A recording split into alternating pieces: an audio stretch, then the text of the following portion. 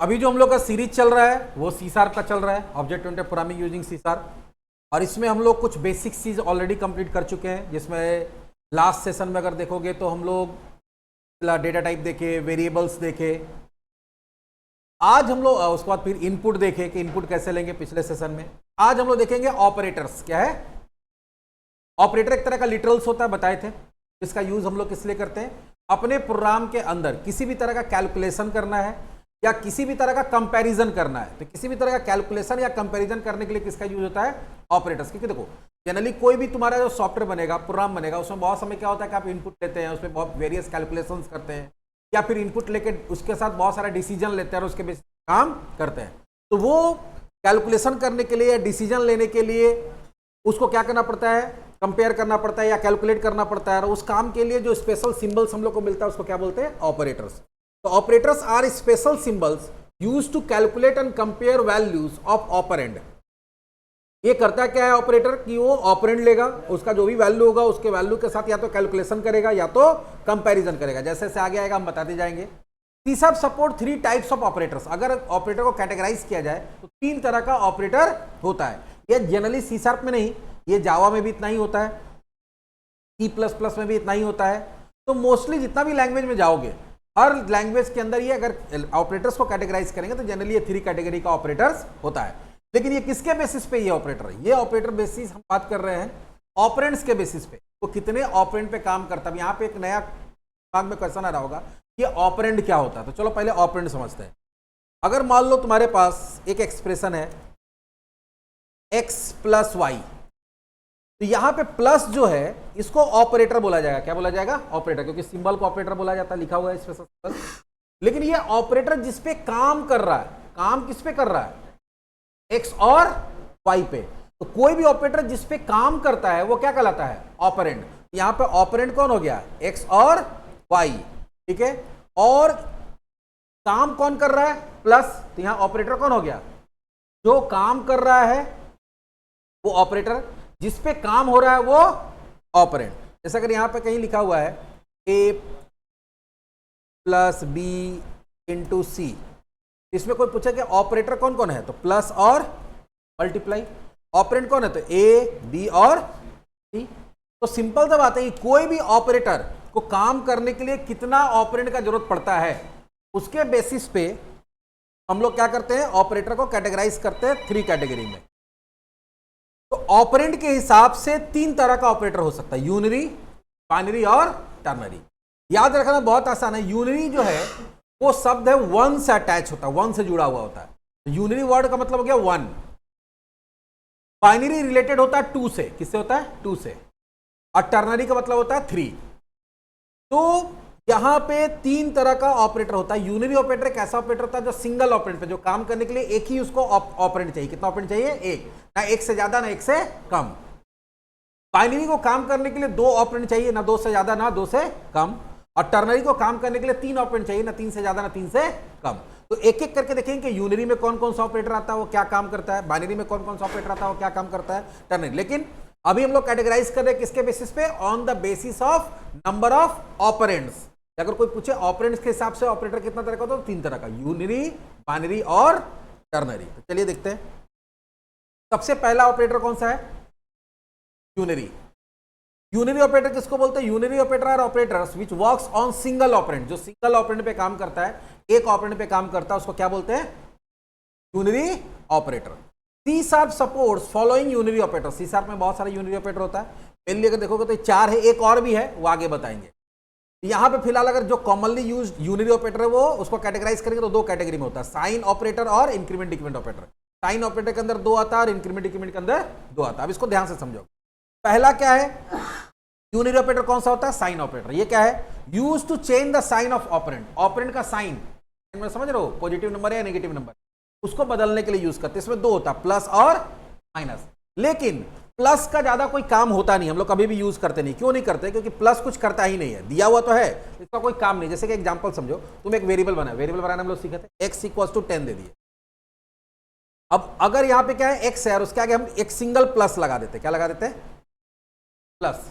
तो प्लस का काम क्या है, x के साइन को चेंज करना। लेकिन मान लो कि x का वैल्यू भी क्या है, एक एग्जांपल देखोगे, x का वैल्यू भी +10 है, यहाँ पे कुछ नहीं तो प्लस ही है ना, उसके सामने मान लो कि x की जगह पे +10 है और उसके सामने प्लस लगा दो, तो प्लस प्लस क्या होता है, प्लस प्लस प्लस ही होता है ना, तो फिर कोई तो वैल्यू चेंज होगा नहीं, +10 था +10 ही रह जाएगा। अगर मान लो कि हम -10 दिए हुए, क्या दिए हुए, और उसके सामने +x लगा दिए, इसका मतलब पहले से क्या है, -10 था और उसके सामने हम क्या लगा दिए, प्लस लगा दिए, तो प्लस माइनस क्या होगा, माइनस। तो जो प्लस था तो प्लस ही रह गया, माइनस था तो माइनस ही रह गया। इसलिए ये प्लस ऑपरेटर यहां पे जो है इसका कोई बहुत ज्यादा काम नहीं है, क्योंकि अगर हम पॉजिटिव वैल्यू है तो पॉजिटिव का पॉजिटिव ही रह जाएगा लगाने से, और नेगेटिव वैल्यू नेगेटिव का कोई फायदा तो हुआ नहीं लगा के, इसलिए उसका ज्यादा यूज नहीं है। यहां पर अगर साइन ऑपरेटर में यूज होता है तो किसका होता है, माइनस का। माइनस क्या करता है, देखो मान लो कि यहां पे -10 है और यहां तुम लिखते हो -x, क्या लिख दिए, -x, तो x का देखो क्या वैल्यू चेंज हो जाएगा, कैसे, पहले से क्या था -10, अब माइनस के सामने तुम क्या लगा दिया, माइनस, तो माइनस माइनस क्या हो जाएगा, माइनस माइनस तो प्लस हो जाएगा, चेंज हुआ कि नहीं हुआ। अब मान लो कि यहां +10 था, क्या था, +10, तो पहले से +10 है और उसके सामने तुम क्या लगा दिए, माइनस, तो माइनस प्लस क्या हो जाएगा, माइनस हो जाएगा, तो वैल्यू क्या हो गया, +10 से क्या हो गया, -10। तो अगर वो प्लस में था तो माइनस में हो गया, और माइनस में था तो क्या हो गया, प्लस में हो गया। तो ये साइन ऑपरेटर का काम यही है कि जो भी ऑपरेंड है, ऑपरेंड यहां कौन है, x, तो x के साइन को वो चेंज कर देगा। अगर वो पॉजिटिव नंबर है माइनस क्या करेगा, उसको नेगेटिव में कर देगा, और अगर मान लो कि वो नेगेटिव है तो उसको क्या कर देगा, प्लस में कर देगा। एक छोटा सा प्रोग्राम बना के देख लेते हैं। Using system public class sign demo, public static void main int x equal to +10 देते हैं, और यहां लिखते हैं +x, और यहां क्या लिखते हैं, system dot out dot print. या एक काम करते हैं ना, x y दो ठो ले लेते हैं, देते हैं माइनस, यहां देते हैं +x और +y। तो हम x के पहले भी प्लस लगा दिए और y के पहले भी क्या लगा दिए, प्लस लगा दिए, और यहां हम x के वैल्यू को प्रिंट करते हैं और y के वैल्यू को प्रिंट करते हैं, दोनों को प्रिंट करके देखते क्या होता है।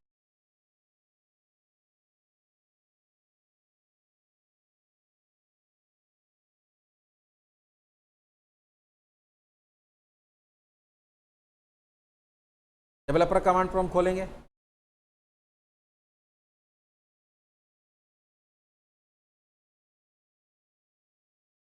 तो चले जाएं कहां पे, डी ड्राइव में, प्रोग्राम्स, प्रोग्राम्स के अंदर हम लोग कहां चले जाएंगे, C#। कंपाइल करने के लिए क्या लिखते हैं, CSC, जो फाइल का नाम है SI sinedemo.cs, एरर आ गया, नंबर 10 फर्स्ट टू, ऐसे लिखना होगा।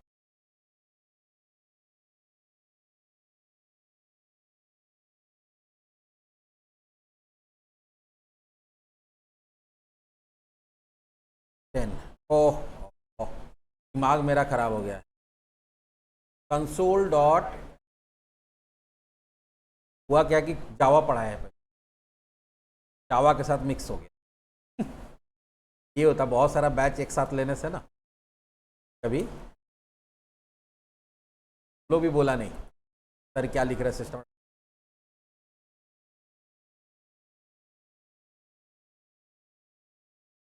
कंपाइल कर गया, x क्या था, +10 था, +10 ही रह गया, और y क्या था, -20 था। हम उसके आगे प्लस लगा के वापस x में डाले, लेकिन क्योंकि प्लस था तो प्लस प्लस प्लस ही रह गया, और y माइनस था तो माइनस प्लस माइनस का माइनस ही रह गया, कोई फर्क नहीं पड़ा। लेकिन अगर इसी के जगह पे हम लोग यहाँ पे माइनस ऑपरेटर यूज करते, क्या करते हैं, माइनस ऑपरेटर। अब फिर से सेव करते इसको, फिर से कंपाइल करते, यहां क्या आ गया, +10 जो था वो -10 हो गया, प्लस माइनस माइनस हो गया, और जो -20 था वो +20 हो गया, माइनस माइनस क्या हो गया, प्लस हो गया। तो हम पहले बोले थे कि प्लस ऑपरेटर का बहुत ज्यादा काम नहीं है। काम यहाँ पे किसका होता है साइन ऑपरेटर में? सिर्फ माइनस का, कि जो भी तुम्हारा ऑपरेंड है, यहाँ पर ऑपरेंड कौन है? एक्स, और यहाँ पर ऑपरेंड कौन है? वाई। तो उसके वैल्यू को क्या करेगा? उसके साइन को क्या करेगा? चेंज कर देगा माइनस से। तो माइनस जनरल मैथ यूज हो रहा है। अगर मैथ का कॉन्सेप्ट है तो ठीक है, समझ में आएगा। मैथ का कॉन्सेप्ट नहीं है तो वो हम नहीं समझा सकते, उससे पहले मैथ पढ़ना पड़ेगा, क्योंकि एकदम क्लास 3-4 में पढ़ाया जाता है। प्लस माइनस क्या होता है, माइनस माइनस क्या होता है, प्लस प्लस क्या होता है, माइनस प्लस क्या होता है, तो को बचपन में पढ़ाया जाता है, वो तो पता होना चाहिए। ये हमारा पहला हो गया साइन ऑपरेटर। उसमें से बोले प्लस तो यूज होता ही नहीं, माइनस कहीं कहीं यूज। मेन जो यहां ऑपरेटर है जिसको हम लोग को समझना है वो है इंक्रीमेंट डिक्रीमेंट ऑपरेटर, जो बहुत ज्यादा यूज होता है। Increment decrement operator are use to increase और decrease values of operand by 1। कोई भी जो ऑपरेंड है उसके वैल्यू को एक से बढ़ाने के लिए, एक से घटाने के लिए, मतलब अगर उसके साथ प्लस प्लस यूज करेंगे तो उसका जो एग्जिस्टिंग वैल्यू होगा, जो पहले से वैल्यू है, उसमें एक बढ़ जाएगा। हम माइनस माइनस करेंगे तो जो एग्जिस्टिंग वैल्यू उसमें एक घट जाएगा। तो कोई भी ऑपरेंड के में एक से इंक्रीमेंट करने के लिए या एक से डिक्रीमेंट करने के लिए हम लोग किसका यूज करते हैं? प्लस प्लस और माइनस। ठीक है, कैसे करते हैं चलिए देखते हैं। हम लोग इसी को सेव एज करते हैं और साइन डेमो के जगह पे यूनिरी डेमो करते हैं।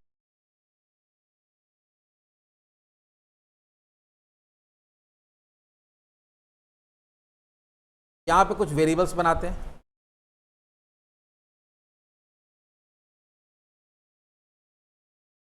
ठीक है, उसको प्रिंट करते हैं। ये देखो वही लिख रहे हैं, console dot write line X, console dot write line Y.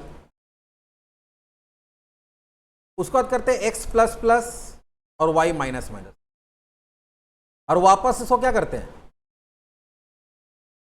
Print करते हैं। देखते हैं क्या होता है।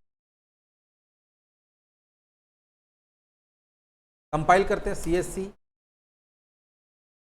यूनिरी डेमो के बाद यूनिरी डेमो देख के एंटर कर देते। देखो पहले क्या था 10 20, फिर क्या हो गया 11 और 19। कैसे? x में 10 डाले 20 डाले प्रिंट किया तो 10 20 प्रिंट हो गया। लेकिन जैसे ही x प्लस प्लस किए तो x का जो करंट वैल्यू था उसमें एक इंक्रीमेंट हो गया, तो 10 से क्या हो गया वो 11। और y माइनस माइनस किए तो उसका जो एग्जिस्टिंग वैल्यू था उसमें क्या हो गया? हट गया। हट गया तो यहां क्या हो गया 19। अच्छा ठीक है, हम फिर से एक बार और करते हैं। इस बार क्या करते हैं? x माइनस माइनस करते हैं और y प्लस प्लस,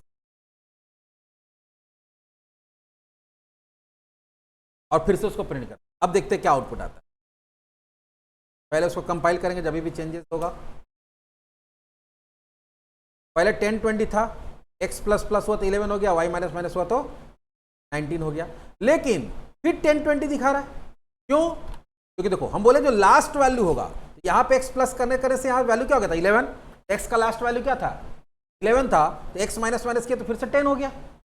और y का लास्ट वैल्यू क्या था 19 था, तो y प्लस प्लस किया तो 19 में एक जोड़ दिया तो क्या हो गया वापस वो 20 हो गया। तो जब जब x प्लस प्लस होगा x का वैल्यू में एक बढ़ जाएगा, या y प्लस प्लस होगा तो y में एक बढ़ जाएगा। जब भी x माइनस माइनस होगा x से घट जाएगा, और जब भी y माइनस माइनस होगा तो y में से। तो नॉर्मली प्लस प्लस का यूज क्या होता है? कोई भी ऑपरेंड सिंगल ऑपरेंड, ये भी ध्यान रखना कि हमेशा सिंगल ऑपरेंड पे काम करता है। तो देखो एक ऑपरेंड दिया ना, दो तो एक्स वाई दोनों साथ में दिए नहीं है, तो ये एक से बढ़ा देगा या एक से घटा देगा।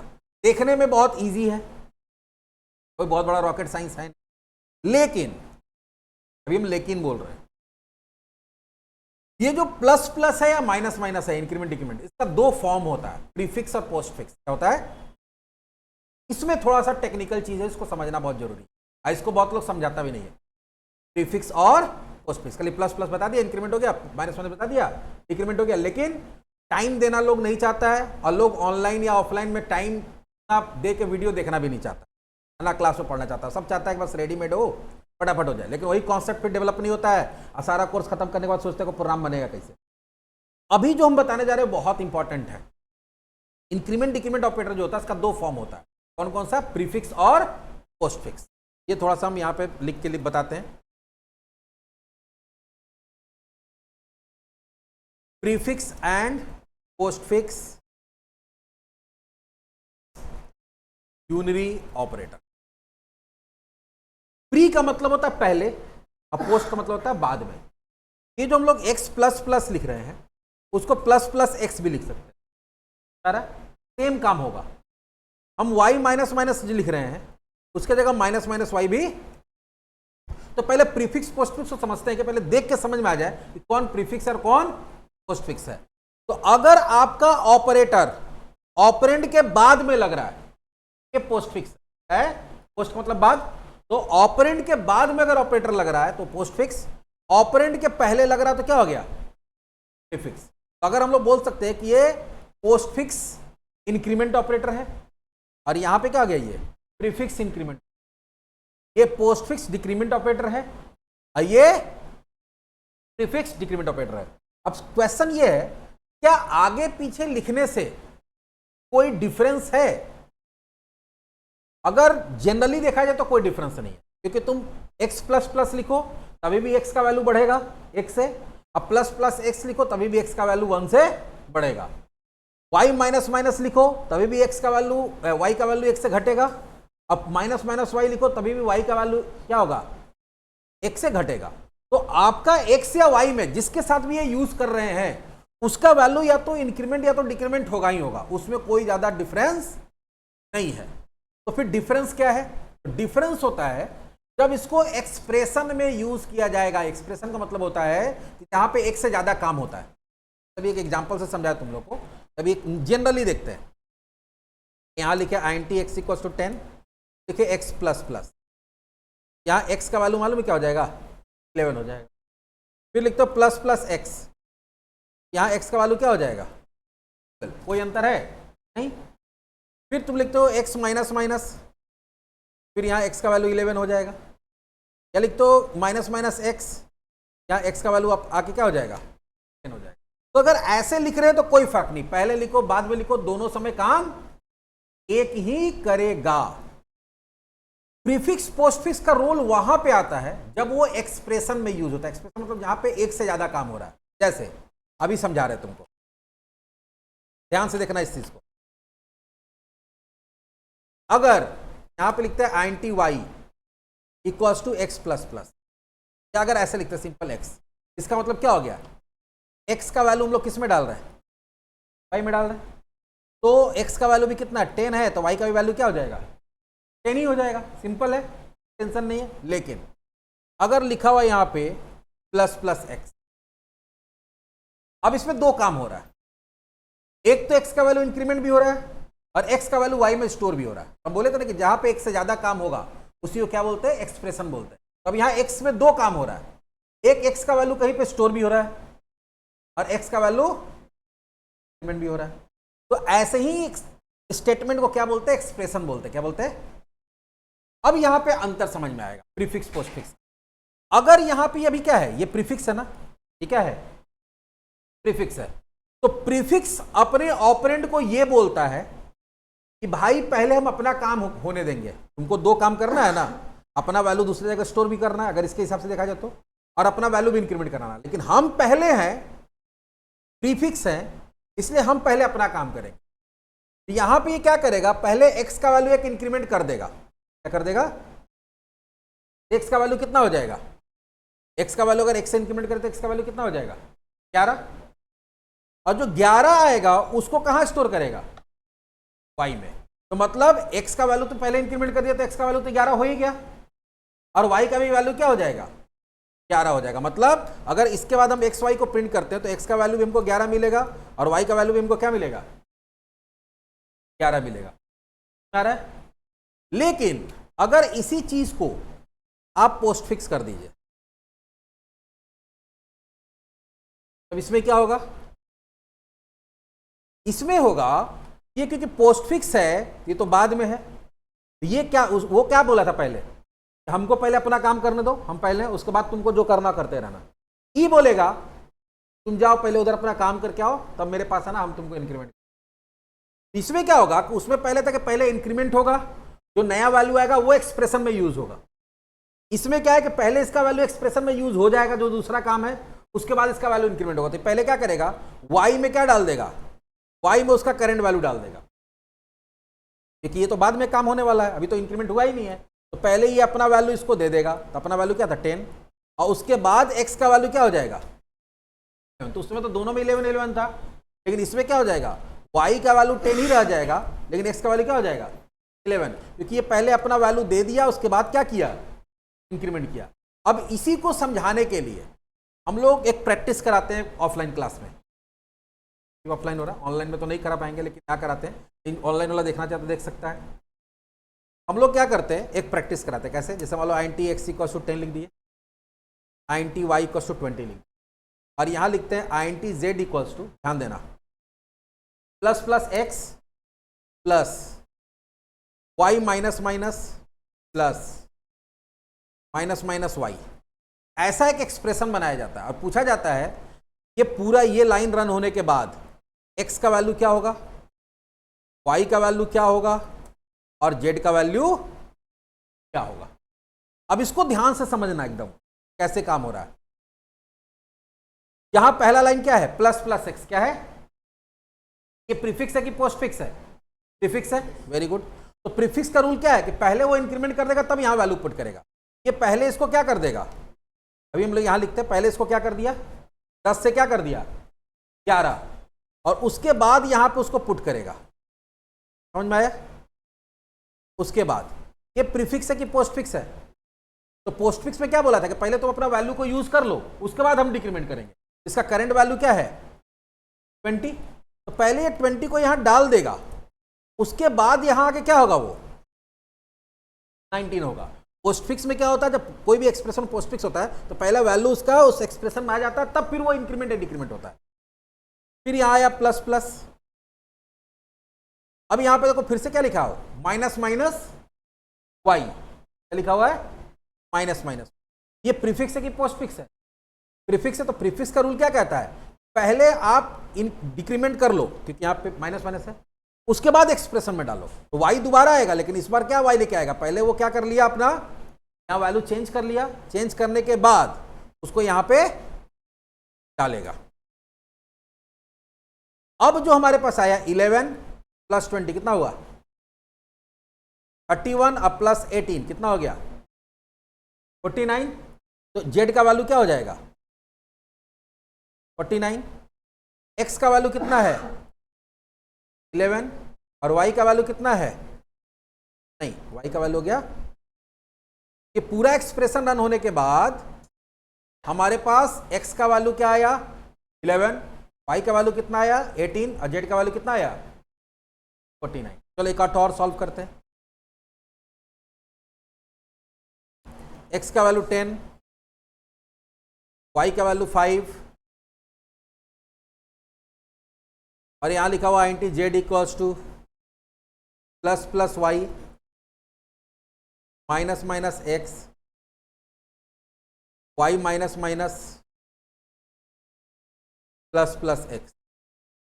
और यहां पे वही पूछा गया x का वैल्यू क्या होगा, y का वैल्यू क्या होगा और z का वैल्यू क्या होगा। तो अगर ध्यान से देखोगे ये प्रीफिक्स है कि पोस्टफिक्स है, प्रीफिक्स है तो पहले ही क्या करेगा, अपना वैल्यू इंक्रीमेंट करेगा तब एक्सप्रेशन में डालेगा, ठीक है।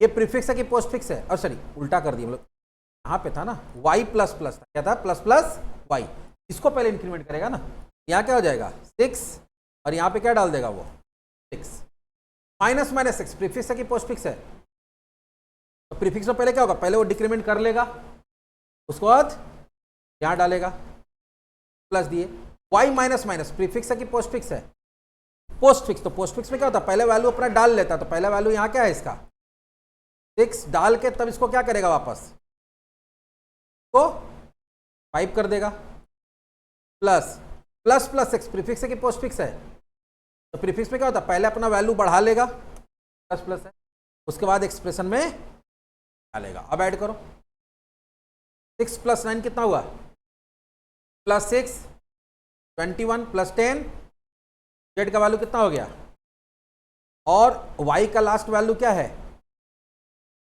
और x का लास्ट वैल्यू क्या है ये इस तरह का प्रैक्टिस करोगे तब समझ में आएगा कि हम लोग को ये आ रहा है या क्लियर। ऐसे हम बहुत सारा दे देंगे तुम लोग को भी और घर से बना के लेके। ये मेनली प्रीफिक्स पोस्टफिक्स समझना जरूरी है। चलो एक और देते हैं, तुम लोग सॉल्व करके बताओ।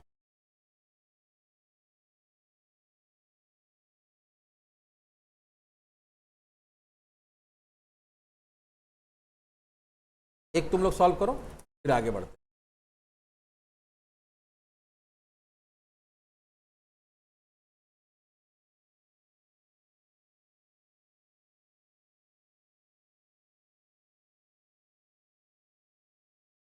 तो सॉल्व करो, यहां सी होगा सॉल्व। और बताओगे ए का वैल्यू क्या होगा एक्सप्रेशन के बाद, ई का वैल्यू क्या होगा और सी का वैल्यू क्या होगा। चलो इसको देख लेते हैं, तुम लोग बनाया तो रिजल्ट सही आया कि नहीं उसको चेक कर लेते हैं।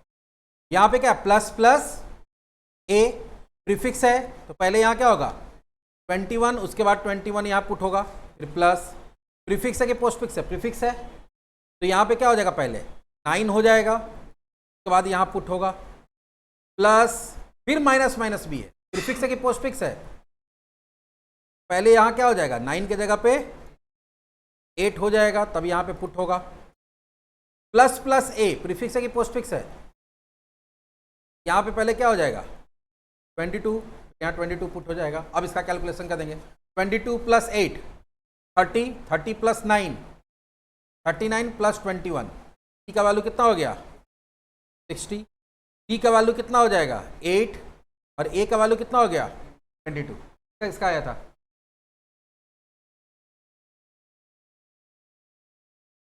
गड़बड़ हो गया था, ठीक है। तो ऐसे प्रैक्टिस करने से ये समझ में आ जाएगा कि प्रीफिक्स एक सिंपल हम एक्सप्रेशन में डाल के बताया कि कैसे पहले इंक्रीमेंट होगा कि पहले वैल्यू पुट होगा, ये पूरा का पूरा हमारा प्रीफिक्स। यूनिरी ऑपरेटर में जो सबसे इंपॉर्टेंट चीज होता है वो प्रीफिक्स और पोस्टफिक्स होता है। यूनिरी ऑपरेटर समझ में आ गया। नेक्स्ट आते हैं बाइनरी ऑपरेटर पे, किस पे बाइनरी। बाइनरी ऑपरेटर किसको बोलते हैं, binary operator operator which works on two operands, जो दो ऑपरेंड पे काम करता है। किस पे काम करता है, दो पे। तो काम करने के लिए कम से कम दो और ज्यादा से ज्यादा दो, मतलब कम से कम दो वैल्यू चाहिए, ज्यादा से ज्यादा दो ही, ऐसा नहीं कि दो से ज्यादा तीन भी हो सकता है, चार भी हो सकता है, सिर्फ दो ही वैल्यू चाहिए।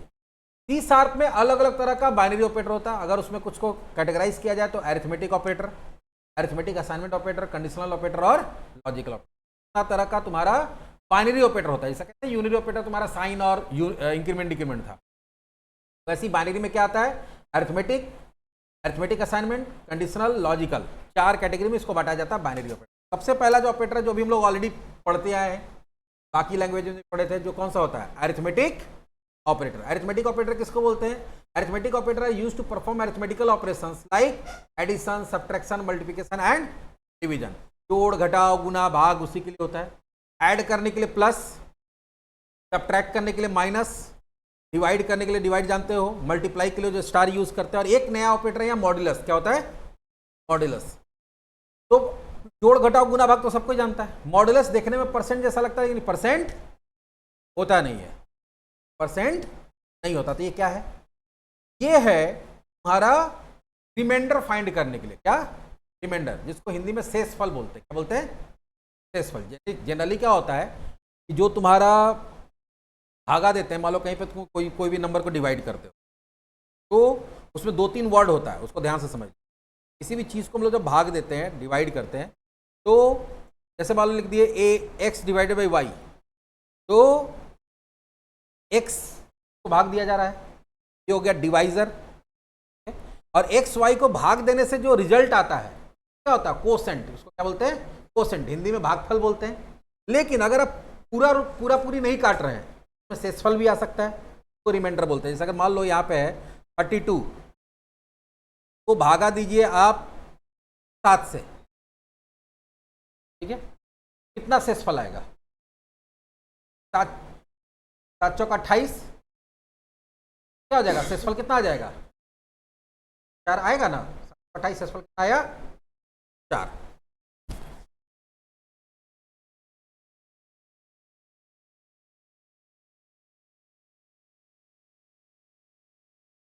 शेषफल कितना आ गया 4।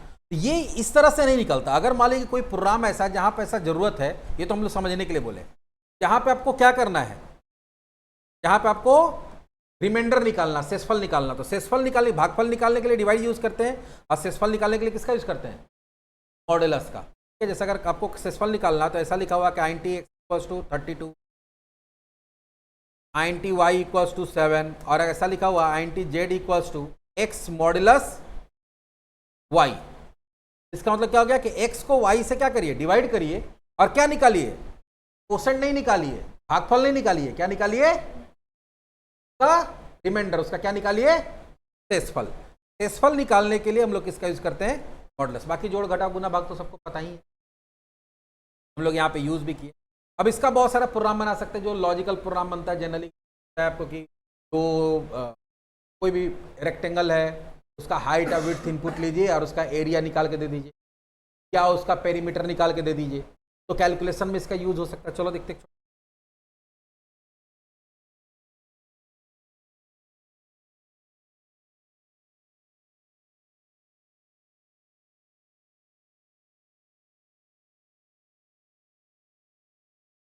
आपको क्या करना है, इस बार हम लोग इनपुट भी यूज करेंगे।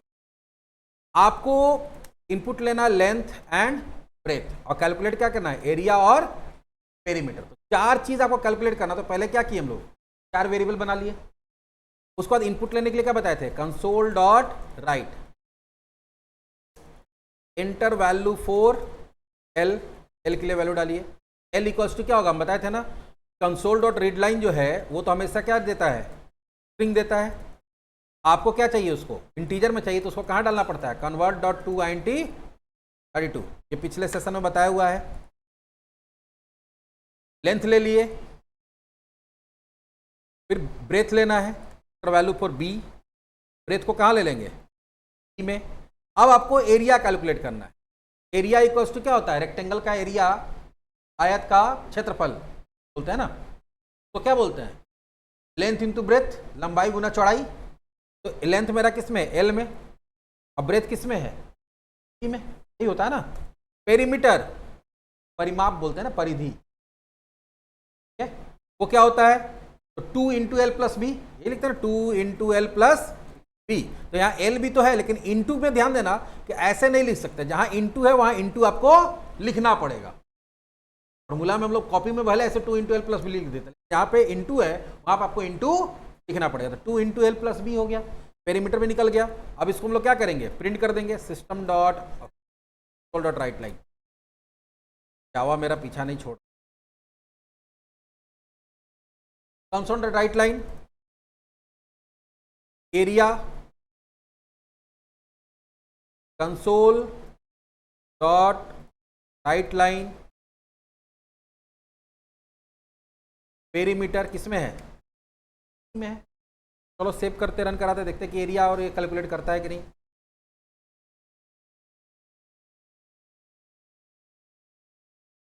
आ गया। उसके बाद हम लोग क्या कर देंगे, लेंथ मांगा 10, ब्रेथ 20, एरिया कितना हुआ 200, पेरीमीटर कितना हुआ आया। अब आप एरिया ये दीजिए, अपने आप को एरिया, सॉरी आप लेंथ ब्रेथ दीजिए, एरिया कैलकुलेट कर। ऐसा आप छोटा छोटा प्रोग्राम बना सकते हैं। तो के लिए आप ये डालिए, आपको एरिया दे देगा, पेरीमीटर। आप सर्कल के लिए बना लीजिए, आप स्क्वायर के लिए बना लीजिए, उसका फॉर्मूला डाल के। आप सिंपल इंटरेस्ट, कंपाउंड इंटरेस्ट के लिए बना लीजिए, जैसे सिंपल इंटरेस्ट के लिए प्रोग्राम बनाना चाहते हैं। तो ये कहता है कि आप 3 चीज इनपुट लीजिए, क्या क्या, principal amount, rate of interest और टाइम, और क्या निकालिए उसका, सिंपल इंटरेस्ट। 3 चीज इनपुट लेना है। क्या क्या इनपुट लेना है, इस बार हम लोग क्या करते हैं, फ्लोट, क्योंकि उसमें पॉइंट में आ सकता है, पॉइंट में आ सकता है ना इंटरेस्ट। फ्लोट हम लोग ले लेते हैं, पहला प्रिंसिपल, रेट और पीआरटी, और एक क्या हो जाएगा एसआई। 3 चीज इनपुट लेना है, console dot write enter principal amount equals to convert dot, पहले लिखना होगा कन्वर्ट डॉट टू, क्योंकि फ्लोट में लेने के लिए क्या बताए थे, 2 सिंगल, और इसके लिए कंसोल डॉट। तो देखो जो नोट्स में हम दिए हुए हैं या तुम लोग देखे हो, उसको याद करना पड़ेगा, उसका कोई दूसरा उपाय नहीं है। इसके लिए क्या कौन सा फंक्शन यूज होगा कन्वर्ट में, इनपुट के लिए कौन सा फंक्शन यूज होगा, आउटपुट के लिए कौन सा फंक्शन यूज होगा, या फिर इतना प्रैक्टिस करिए कि आपको खुद ब खुद याद हो जाए।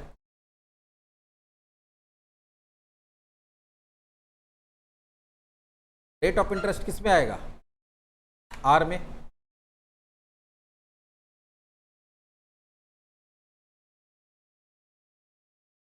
तीसरा क्या है,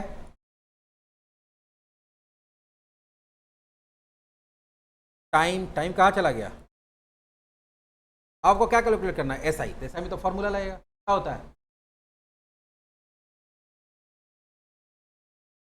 100। उसका फॉर्मूला क्या होता है, P into R into T by, ये होता है ना, R T by 100, P into R into T by 100। तो जो फॉर्मूला आप मैथ में पढ़े वही यूज किए, बस किए क्या कि यहाँ जो वेरिएबल है, यहाँ P की जगह कुछ और रहता था, यहाँ कुछ और देते हैं। आर की जगह यहाँ पे अगर वाला पूरा रेट लिखा रहता तो यहाँ पूरा रेट लिखते, टी की जगह पूरा टाइम लिखा रहता था। जो वेरिएबल है वो वेरिएबल दे दिए, फॉर्मूला डाल दिए, और उसके बाद उसको क्या करना है, प्रिंट कर देना है, console dot write line simple interest और एसआई। सेव करते हैं, arithDemo1.cs फाइल हो गया। arithDemo1 रन कराओ, और मांगा 10,000। रेट ऑफ इंटरेस्ट मान लो 12%, कितना टाइम के लिए, 3 साल के लिए आया। 1 साल का 1200 होगा, 12% 10,000 का 1 साल का 1200 होगा ना, तो इसको 3 से मल्टीप्लाई कर लो, तो आया। कोई भी वैल्यू डालोगे वो सिंपल इंटरेस्ट तुमको दे देगा। 12,500 लो, 2 साल के लिए 8.5%। तो यहाँ पे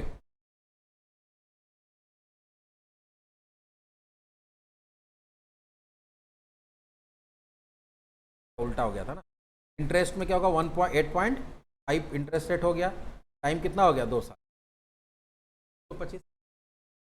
यहाँ क्या किया, सिंपल सा वही अरिथमेटिक ऑपरेटर यूज करें, मल्टीप्लाई यूज करें, डिवाइड यूज करें, कहीं प्लस यूज करें, कहीं कुछ यूज कर रहे हैं। इस तरह से अलग अलग तरह का कैलकुलेशन में हम लोग अरिथमेटिक ऑपरेटर यूज कर सकते हैं। तो 5 अरिथमेटिक ऑपरेटर होता है, प्लस माइनस डिवाइड मल्टीप्लाई। और ये मेरा पार्ट 1 आज हम इसको रखते हैं ऑपरेटर्स का।